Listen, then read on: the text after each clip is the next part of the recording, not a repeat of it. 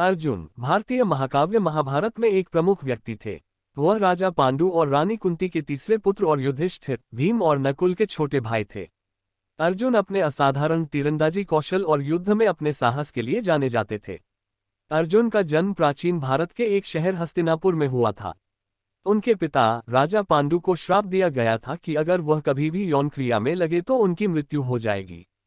परिणामस्वरूप पांडु और उनकी दो पत्नियों कुंती और माद्री ने संतान प्राप्ति के लिए विभिन्न साधनों का सहारा लिया। कुंती को पहले ऋषि दुर्वासा ने वरदान दिया था, जिससे उन्हें एक देवता का आह्वान करने और उनके द्वारा एक बच्चे को जन्म देने की अनुमति मिली थी। कुंती ने भगवान इंद्र का आह्वान किया और अर्जुन को जन्म दिया।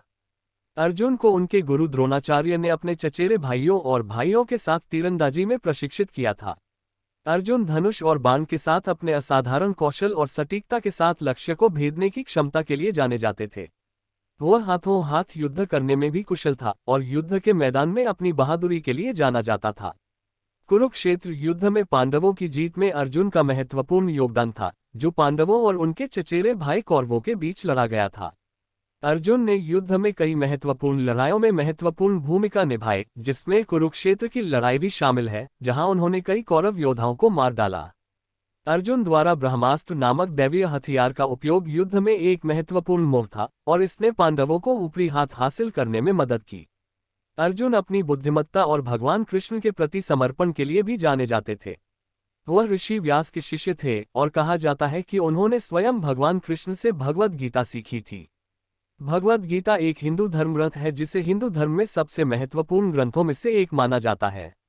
युद्ध के बाद अर्जुन ध्यान और आध्यात्मिक चिंतन के जीवन में सेवानिवृत्त हुए।